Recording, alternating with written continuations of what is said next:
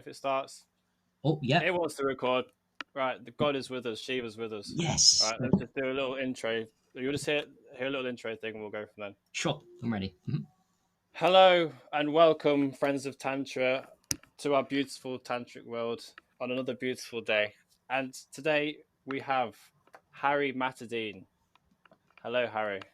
Hi, Josh. How are you? I'm good, man. It's been enough time getting you on. We've had a bit of Mm, technical problems, but we're past that. I think luck's on our side, God's on our side. Yeah, definitely. So, Yeah. what would you like to consecrate this podcast to? I think it's quite relevant to consecrate this podcast to all the people that are suffering in duality at the moment due to whether it's real or not, and what's going on with coronavirus and all the social distancing and people having their lives upturned, and who knows what's going to happen in the future from this. I hope good. So anyone that's going through a lot of suffering at the moment, and we all are inhibited and limited in what we can do. So God bless everyone. I hope we all get through this. So look after yourself. Hmm. Cool. So let's go straight into it, man. Mhm. Let's get my notes up. So, who are you, Harry? Tell us who you are and what are you doing? Yeah, What's your my name is Harry Matteen. I'm 32 years old. I live in Hampshire, and I am a holistic health coach. 3 years now, I've been into physical health, although I've really started 10 years ago on an awakening journey. And I'm sure, like yourself and many of your listeners, I've been through, let's say, quite a lot of suffering in order to wake me up. Because unfortunately, that's how we only get woken up in the. We don't get inspired. We get suffered. So yeah, I'm 3 years into holistic health, and really, I've transformed myself into the most powerful, energetic, and happy person I can be in this state of my journey. And yeah, that's what I do. I help people, and I learn a lot. I write books, and I give information for free, and try my best to also make money too, because we live in duality. And yeah, I'm just one of them, one of the many light workers out there. Many of your audience will be the same. So yeah. So I've noticed I follow you and I follow your teachings and your words and I do some of your practice that you share. I've noticed you've been kind of diving into the sun gazing Mm. uh, information, that kind of that practice, that way of life. Could you please tell us about this for somebody who's kind of new to it? Absolutely, brother. I think this is key topic because we've been lied to about two things in health that are really powerful, and there's a deliberate reason why. First of all, urine is a waste product. We can talk about that in a bit if you want. So urine therapy is not a waste product. It's very powerful medicine. But the second one, really important, is don't look at the sun because it makes you go blind. It's absolute nonsense. I learned this on Facebook 2 years ago. Much to my surprise, I'm very open-minded, and so I went straight into midday sun gazing, which may shock your audience who may have heard of sunrise, sunset, sun gazing and said, "Oh, midday sun gazing, can't do that." So no, I started with midday sun gazing, and I got a lot of benefits from that 2 years ago now. And then I started doing sunrise, sunset, sun gazing, the official. And yeah, I learned from my own experience that the lie that the sun is dangerous and makes you go blind is the opposite. It just seems to make anyone that does it and myself feel really happy and glorious, and it does so many things which I cover in my book and I can talk to you about, that it's like one of the most powerful health things you can do. And funny enough, it's free too, just like urine, as I mentioned. Urine and sun, very powerful. And looking at the sun is just the way to optimize the already amazing sun to get it through that eye system. So, yeah. How does that work then? So I'll be honest. I've only heard about morning and evening sun gazing, and I thought that Mm. was the practice. But Mm. to tell the audience, what is it about midday sun, and what is the practice, and how do we do it? Sure, yeah. So the sun, this may sound basic, but actually I didn't know this for the longest time. The sun is different. It's got all colors in it, the rainbow and invisible red. But as it rises from sunrise to midday back to sunset, the colors change. So the sunrise sunset, which is a very good place to start, by the way. I'm not going to knock that for sun gazing. It's predominantly red light therapy. I don't know if you heard, Josh, of red light therapy. Not really. Hmm. Only passing what I've seen for you, and I've seen you wear the glasses, or is Yeah. that blue light? I'm Right, not that's a sure. form of red light therapy when you look out the blue. So the red light therapy is people buy the machines now, and there's a lot of science studies on red light therapy. And all sunrise, sunset, sun gazing is it's intense, a lot of red, and there's not very much blue in it. And that red light therapy lights up your mitochondria. The sunrise, sunset, sun gazing gives us lots of energy. It structures our water. Our blood is we're mostly water and blood, so that makes us really amplifies the vessel. Now that's a good place to start. But I never believed in dogma, and I was always open minded. People were telling me, oh, so I do. I was hearing stories of people doing midday sun gazing, and I was like, hmm. And they're like, they're saying you can't go blind. You sometimes get white spots if you do it a lot. And this guy did it a lot. And he said, he told me the benefits outweigh the negatives. So I was like, I've got to try this midday sun gazing. So yeah, it was a winter week sun, but midday. I went and did that, and I felt a huge shift in my consciousness coming from non-sun gazing to midday sun gazing. And it rebalanced my brain hemispheres. And I don't know about you, Josh, but I feel like the biggest conspiracy out there is to knock us away from, to imbalance our brain hemispheres, to knock us away from our sacred center, the samadhi. And like, I feel like all sun gazers, sunrise, sunrise, and midday, what they do is they rebalance you back into that samadhi state of centeredness and wholeness, which the elites really don't want us to have. And I think that's why they keep under wraps this information.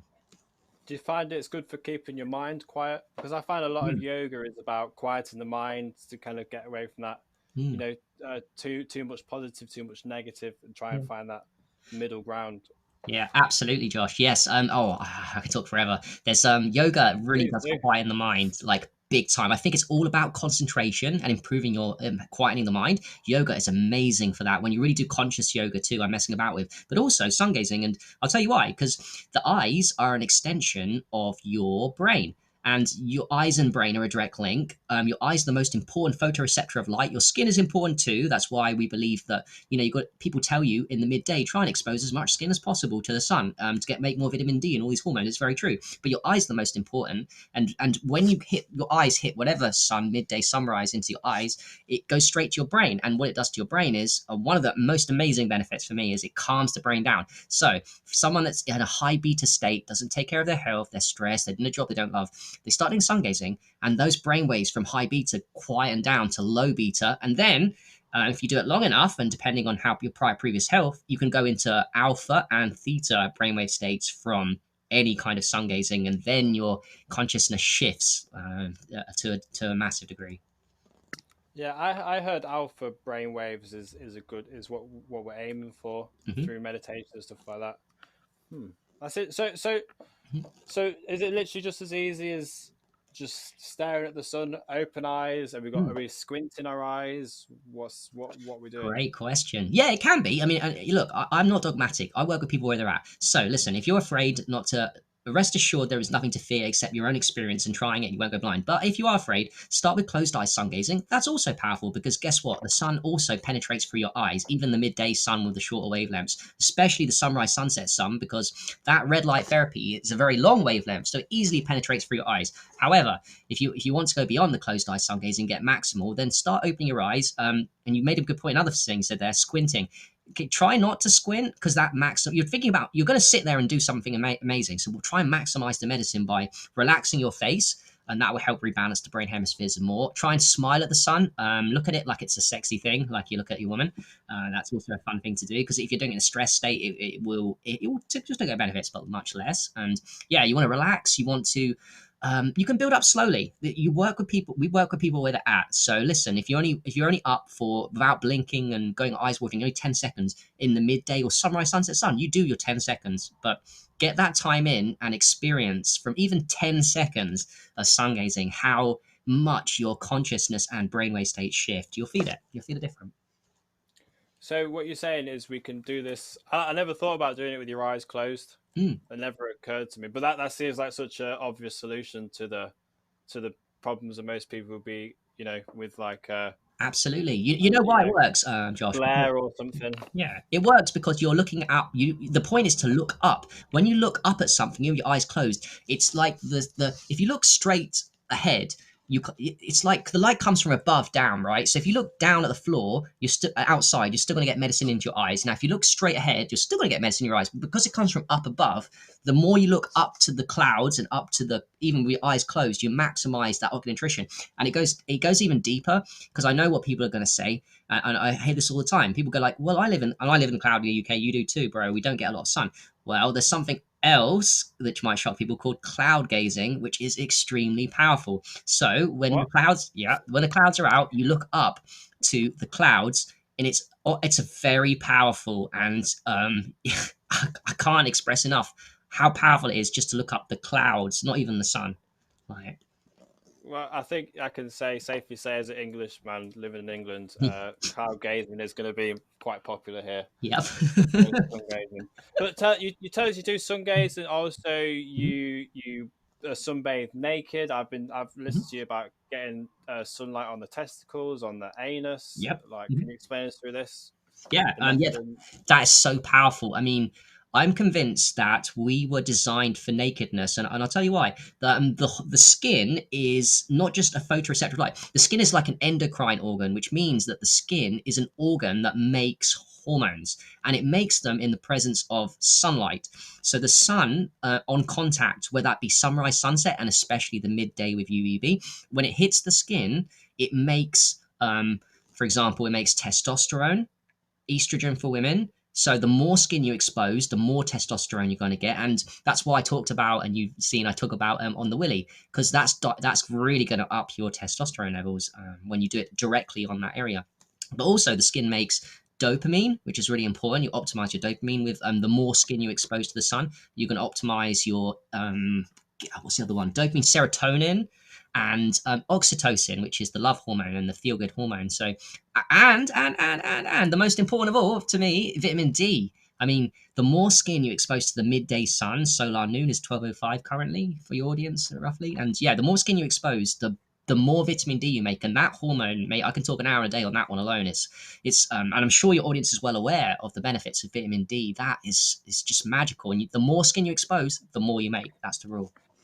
that's interesting. You talk about vitamin D. I was watching this guy called Master of Earth. I don't know if you've heard of his I stuff. have, yeah, yeah, yeah. Yeah, I was looking into his stuff, and he was saying about he doesn't like shower regularly. I'm not sure what your opinion on this is, but Yeah. he says it takes a while for your skin to absorb vitamin D. I just wanted to hear your opinion on that. Yeah, that's interesting. So what's he saying? So he's saying that your skin isn't efficient at vitamin D if you have a shower. It takes away from the medicine if you Yeah, it says it takes maybe like 4 to 5 days. I mean, this is just hmm. his interpretation. It takes several days I for your feel body to like he could be fully. right because I don't want to doubt his experience. I know he's very wise, and in fact, most of us, including myself, have learned a lot from him. I've passed down the knowledge from other people that have learned from him, but at the same time, I don't want to be trapped in dogma. And I'm thinking also to disagree slightly. Well, what happens when we went in the ocean, our ancestors, which we know is powerful medicine, and we came out of the ocean? And what he's saying is that we can't make any vitamin D after we've been in the ocean. Doesn't resonate doesn't res- I don't want to believe it in a way. I mean, it might be Mm, true, but we should yeah. not let things like that stop us from. I mean, if you're conscious of that fact and you believe it, fine. Don't get yourself in the water. But I actually, to disagree with that as well, I do aged urine massaging, which I know you've had Yeah. experience with massaging recently too. We can talk about, but that doesn't seem to take away from the. That doesn't take away. I do the aged urine massaging, and then I go in the sunlight, and I seem to be making vitamin D fine. So I don't know. Okay. So let's talk about the let's go straight into the Mhm. age during massage thing and how that works in the vitamin. Yeah. So I tried it.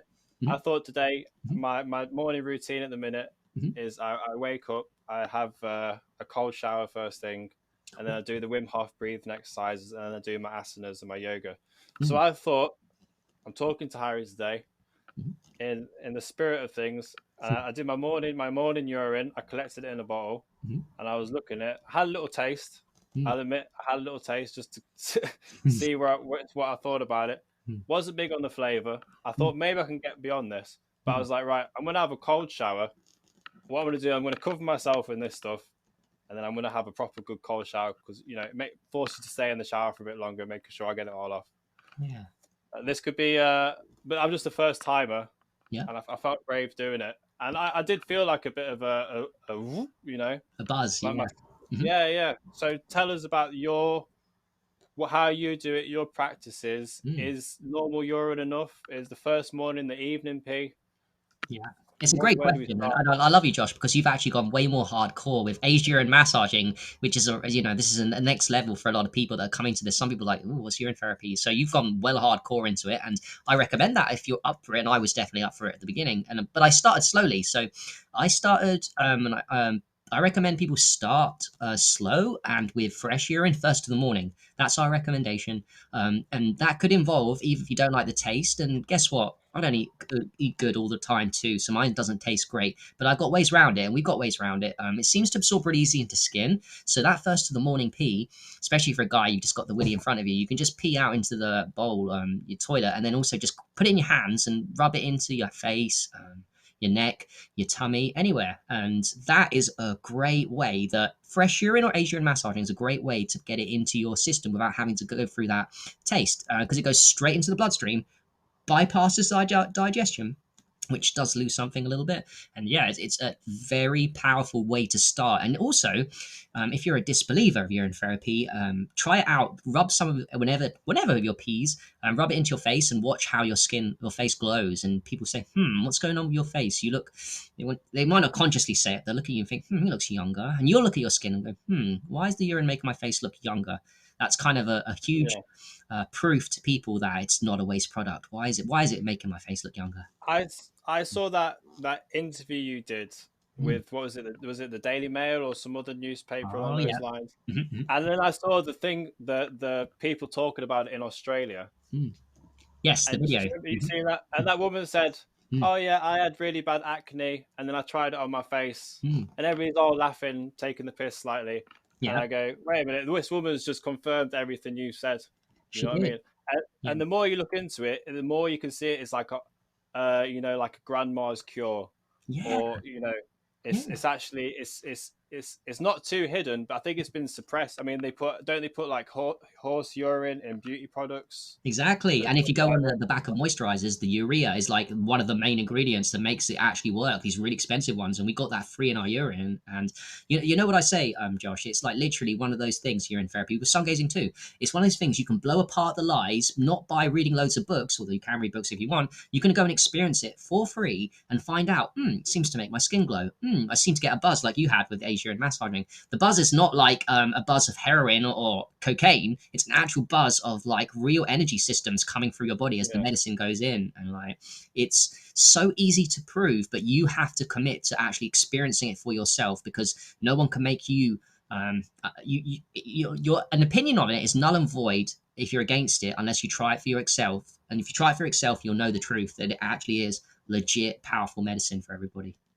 yeah. I think once you start looking into it, and you're right, only through experience can you truly know something. Mm. But if you start looking into it, and there's so much positive information, and so many people have tried it, and it's like, what have you got to lose, really? Like, what? I mean, you might get a bad taste in your mouth Yep. temporarily, Yep. or Yep. you know, I like the idea of alternative medicine, that the Mm. side effects kind of, there's no side effects, so it's like, well, you might as well try it because there's only potential benefits from this.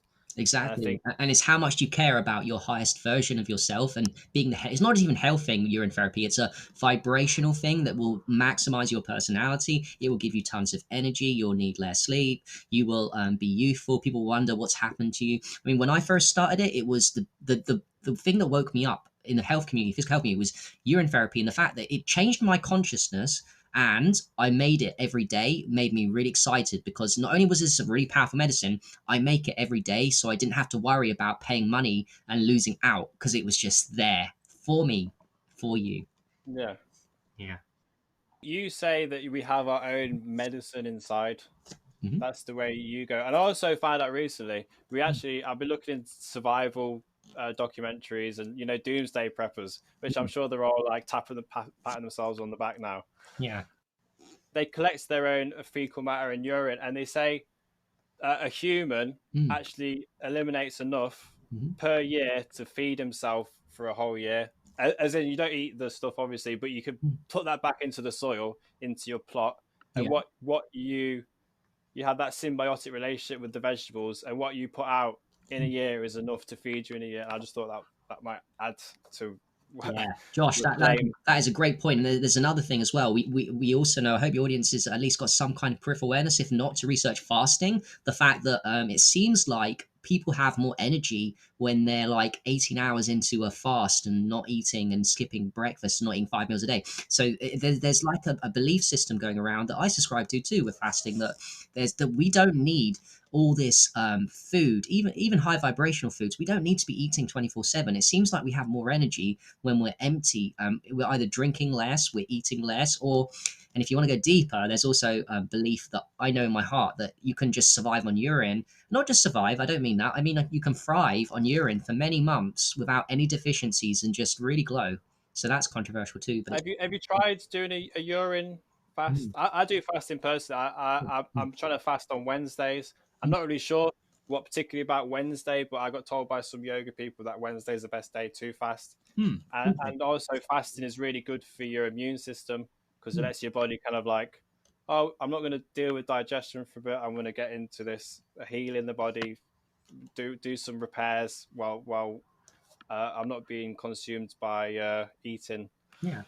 Yeah, sure, bro. No, I respect that. The yogi thing sounds interesting to me. I'm open minded for what days, but I believe that it's just any fasting is good. Like, and I think working with people on intermittent fasting is the key. So people that are new to fasting have to understand that we're all doing it when we sleep. So when we say fasting is powerful, start with extending slowly your fasting hours. For example, if your last meal is normally about 7, 8 at night, and you normally break the fast the next day when you wake up about 7 or 8, so you do about 12 hours. That's cool. You can just wait 1 or 2 hours and see how you feel, and see if that 1 or 2 hours extra gives you energy. And you can start building a routine where you're just adding in a couple of hours extra, thinking, I'll have my breakfast, I'll have all I'm going to eat normally. I'm just going to wait a couple of hours here and extend my fasting slowly. And you'll find huge benefits from like doing a 16-hour intermittent fast every day. And people think that might be hard because I eat I only do 12 hours, and but then what you'll find is you'll get used to, and not only that, you'll get so much energy. You'll get addicted to the energy that non-eating gets you, and then you start going into the realms of pushing yourself to, yeah, you start understanding that food is great and food is medicine, but guess what? Not eating food is medicine too. That's crazy.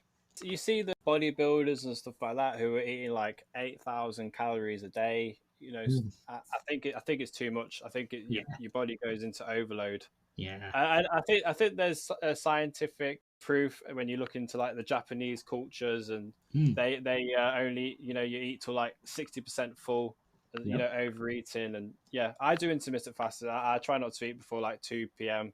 I mean, I've gone a bit over today. It's like 4 p.m. But I think as long as you don't feel fatigued.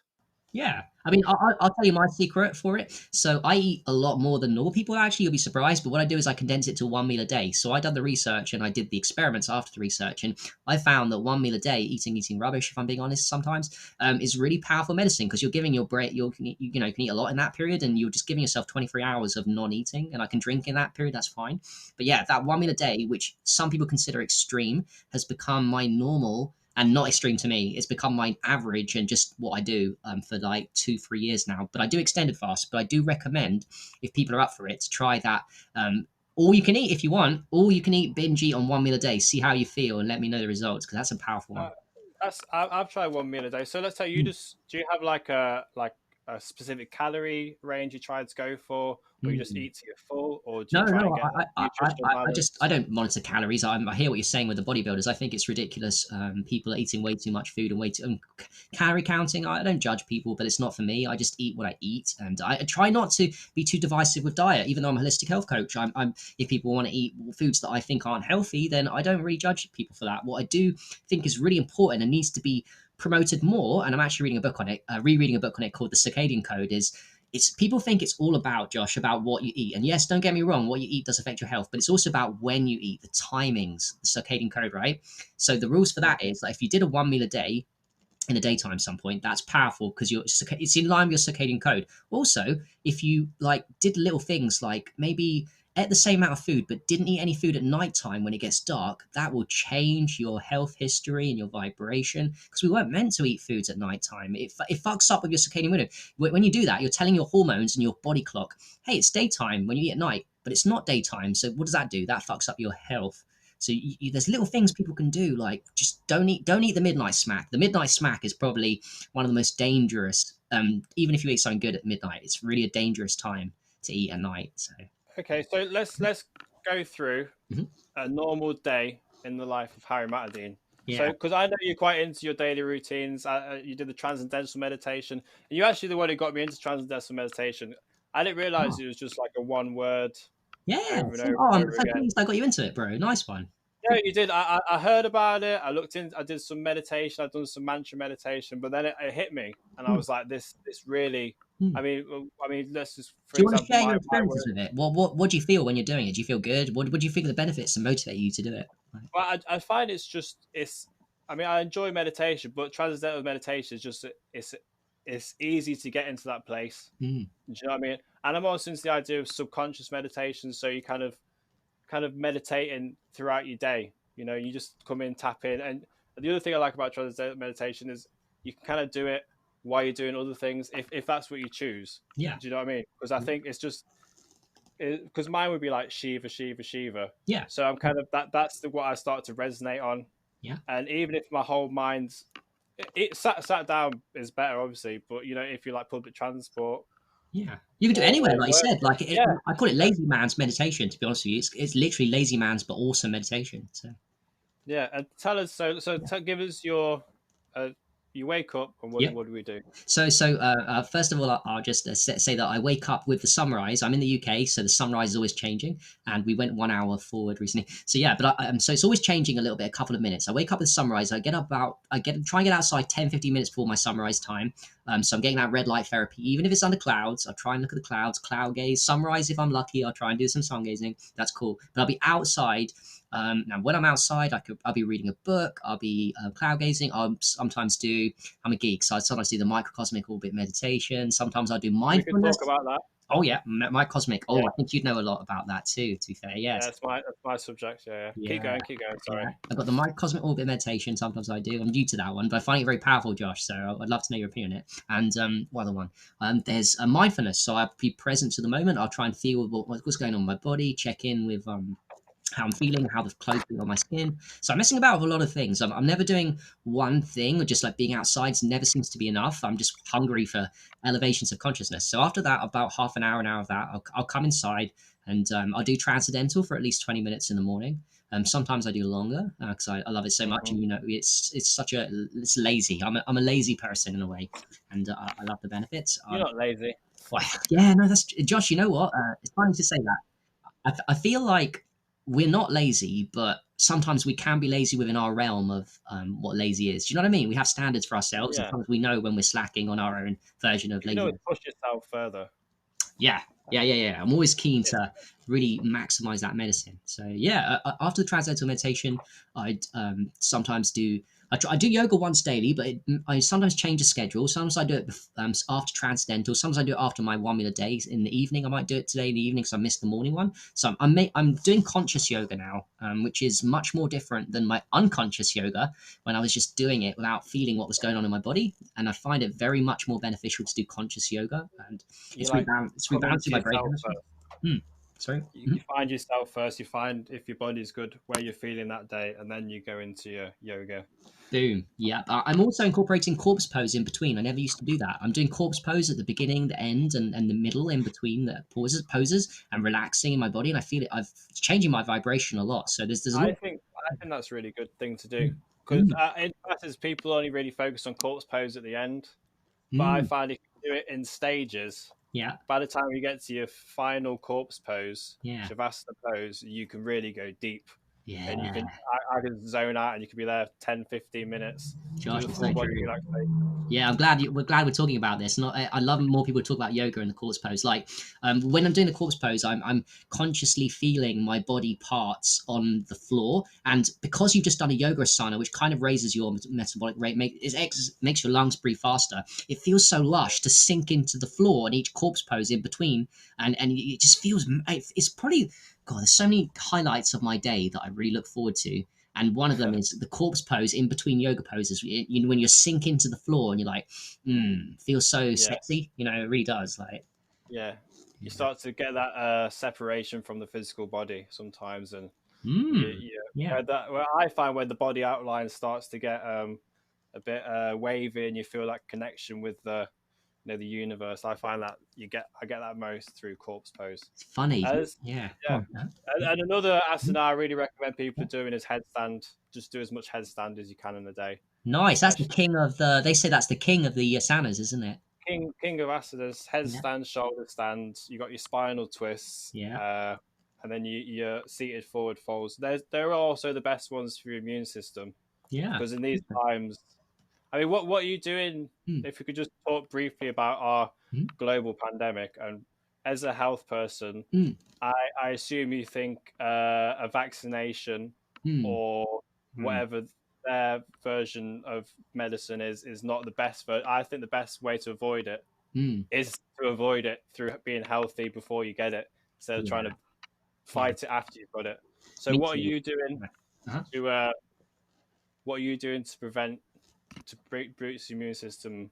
Yeah, well, because I'm so dedicated to health and I spend most of my day in doing health stuff, I just carry on as normal. So my day to day life. But what people need to focus on is, like you just said, Josh, that focus on your immune system, focus on what you can do. And here's a huge one for people: let's not buy into the fear in terms of, hey, shit might be going off crazy around us and it might be getting worse and there might be some genuine things to fear. But guess what? We know that fear destroys the immune system and makes you more vulnerable. I've spoken to people, ordinary people, that have been paranoid about the symptoms and have been checking for days on end, like, have I got the symptoms? Now what do you think that's doing to somebody? I think that's making it worse. So let's try and bring ourselves back to reality, realize that fear and worry in advance of the actual thing happening does not help the immune system. Also, another thing, I know they tell us, I don't know, well, in the UK we know that we're not allowed to socialize as much. I think this is bad advice. I'm not telling people to break the law. I just think it's bad advice because socializing is medicine. And they're telling us, let's not go near each other. Let's not talk to our neighbors. Let's keep 2 meters away. Let's walk around in a state in the shops like 2 meters. And I'm worried actually a little bit because that will affect the health of people. So just don't buy into the fear too much. Focus on your health. Do what you can. Do little things every day, like a little bit of yoga. I mean, one good yoga pose I'm sure you're aware of, Josh, is that anyone can do is just put your legs up on the wall, and I don't know what it's called, but that's a yoga pose. Put your legs up on the wall and Yeah, hold it there for a couple of minutes, and that will do great like a wonders for your shoulder health. stand, kind Mm. of. Yeah, I think if you have to get your heart above your head, and that's how it changes the dynamic flow of blood. Yeah. As long as you need to get more blood up into your head and Yeah. out of your feet. Yeah. Hey, Josh, I got a little interesting fact for you. So that do you know what is this is an interesting question for you? Do you know what is the most difficult pose? I read in a book they say the most difficult of there's 2,100 sounders apparently. Do you know what the most difficult one they say is? I don't. I know some that are quite difficult. I can't remember exactly what it was, but there's one where you do a probably wrong. Hmm. You like cross your legs uh, into a traditional meditation pose, and then you have to Hmm. bring your right arm Hmm. behind your back Hmm. and grab your left toe with your right hand, Hmm. and your left arm behind your back and grab your right. I can't do it. I'm not even close. It sounds That's complicated. Yeah. the true yogi's pose. But Yeah. tell me yours. Yeah, well, the one I read in the book and it resonates strong with me is actually one we've already talked about. The corpse pose is apparently the most. It's simple to look at, but apparently, and this resonates strongly with me. So the corpse pose is the most difficult, they say, because we are always, even people like me and you, we're always so tense, and it's so hard for us to go through every single part of the body and check and like to relax every single part of the muscle because we can take the corpse pose to a very deep level. Yeah, me and you probably do a basic level. There's levels where you can spend 20 minutes going through every single part of your body and loosening it and then going over your body again, because if you don't go over it a few times, it's just going to tense up. So you loosen like the fingers, then 5 minutes later you're in another part of the body and the fingers tense up. So you can spend a long time here in that pose really mastering it and getting to a place of complete, what the name suggests, like you're a completely dead person. Every single part, every single muscle of your body is just completely relaxed.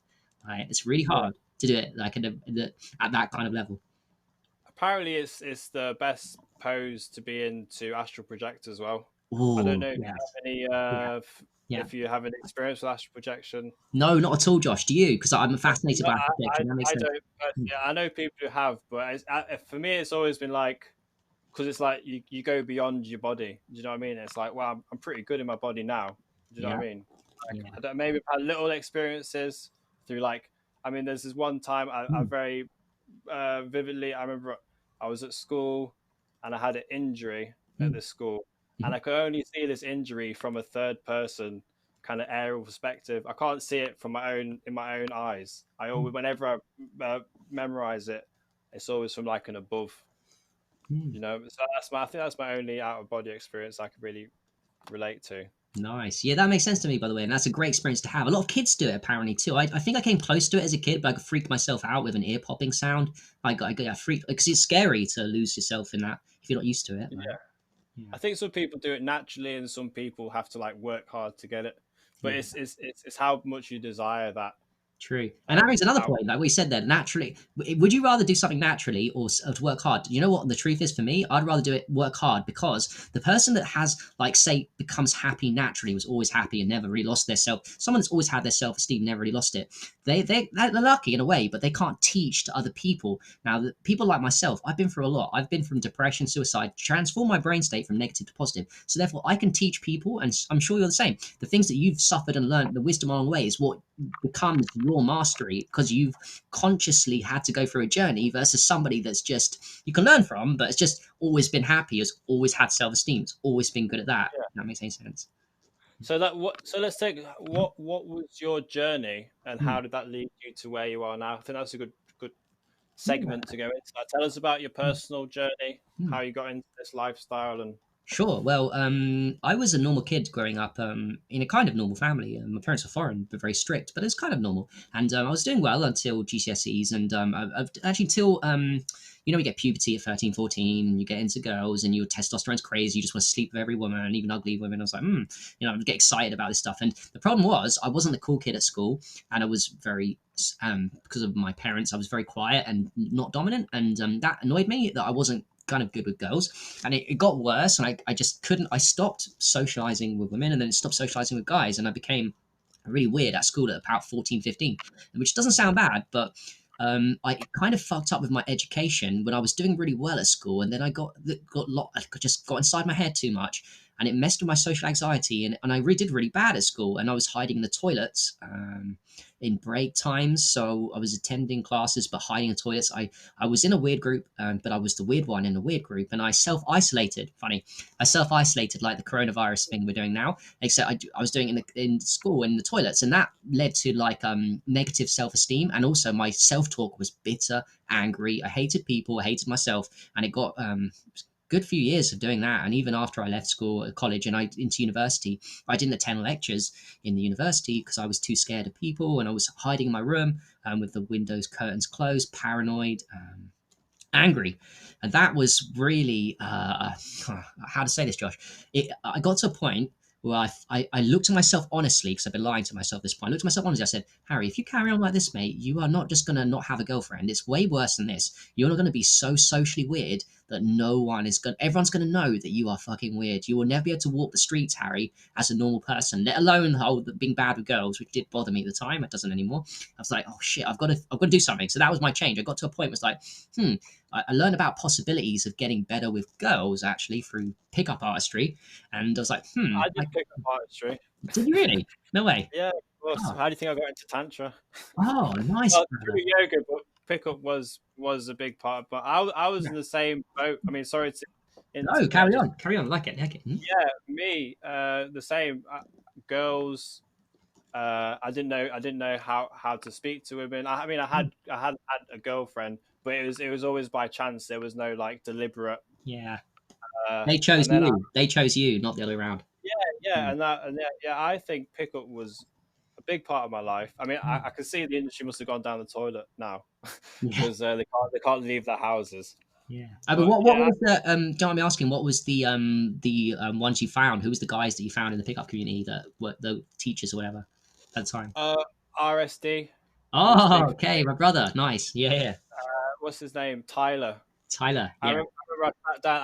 I just been dumped, Uh-huh. uh, and I sat down and I said, I was like, "What to do if your girlfriend dumps you?" Just Mm. YouTube it. I was like, I won't deal with it personally. I'll see if somebody's got some advice. People always got advice on YouTube. Put it in, and this guy sat there and he's going, "Well, your girlfriend's dumped you. What are you going to do? Just sit at Mm. home, feel sorry for yourself, or are you going to go do something about it? Go meet some girls. Go take action." And I was like, it's just like somebody just come and slap me in the face and go, Yeah. "Josh, get your ass off the sofa Yeah. and go take action." Yeah. How'd that part I go? learned. Were you approaching in the cold? Were you doing nighttime or daytime or both? I day pick daytime day game. Mm, Uh, that was like my main thing. A lot of text game. mm, That's yeah. I met my girlfriend on Tinder. My fiance now. I met cool. her on Tinder. So Nice.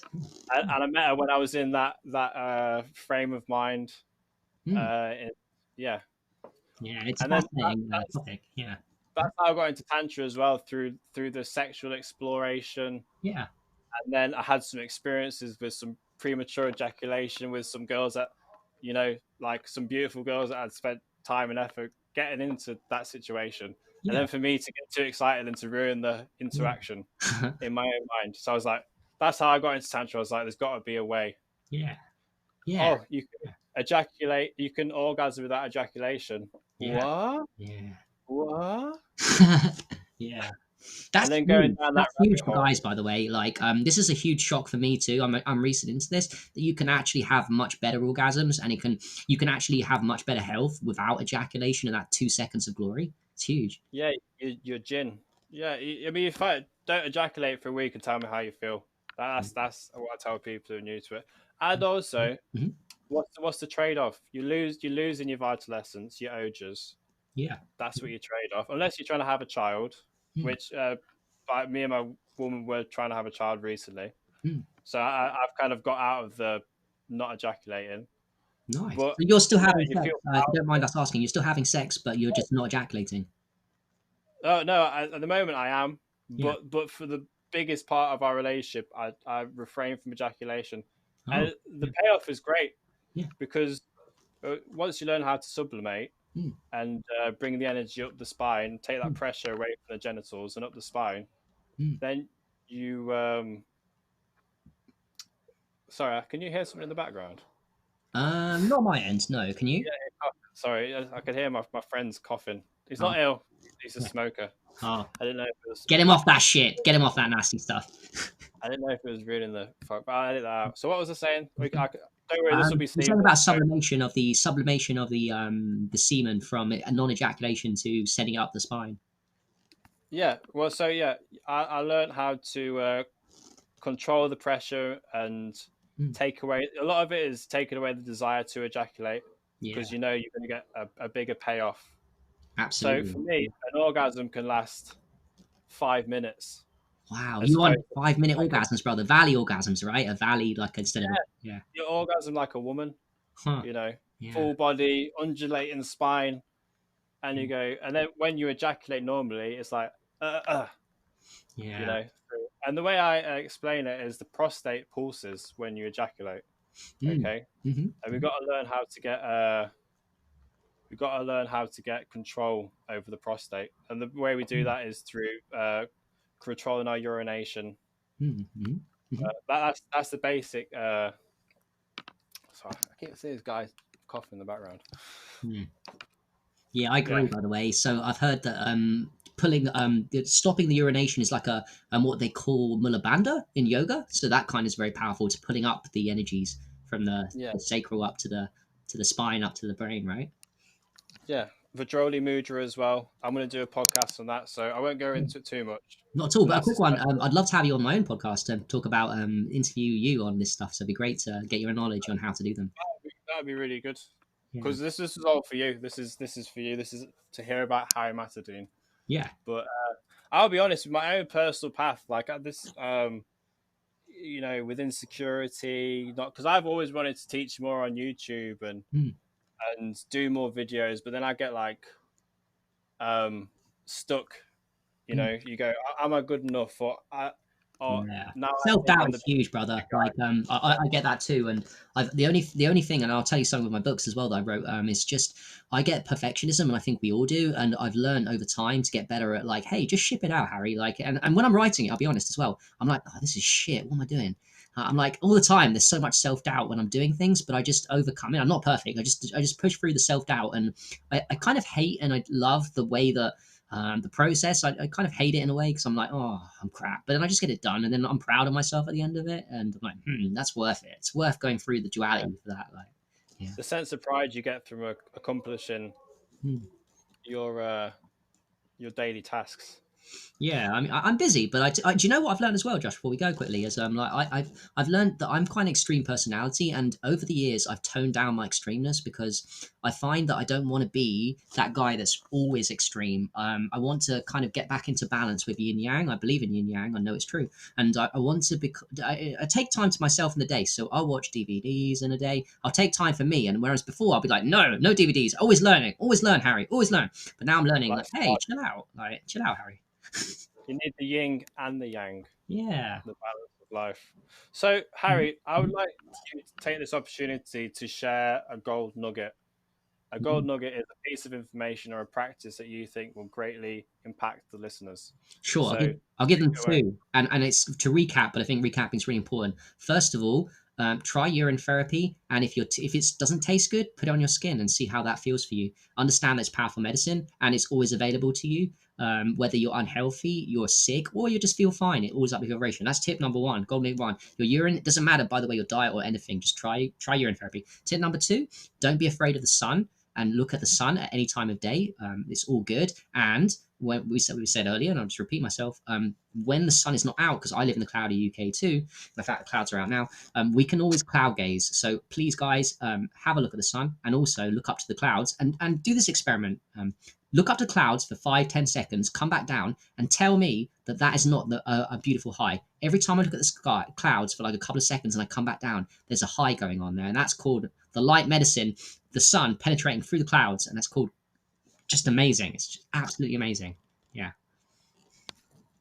Well, right, and to conclude, Mhm. where can people find you and your books and your teachings? Oh, thanks for asking. So yeah, I don't have my website yet, but I'm going to build there. So at the moment, I've got my Facebook, which is Harry Matadine.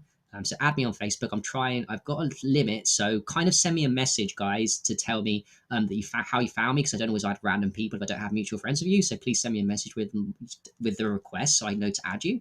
And that's my Facebook. I've got Instagram. My name is Harry Matadine. I've also got a YouTube channel which gives a lot of free information that I've talked about here, and so much more. And you can follow my journey, and I give out so much great information on my journey. So that's Holistic Health with Harry on YouTube. And feel free to watch my videos and comment, because I try and, if you've got questions on that, I will try and help you. I try and be interactive and really help people.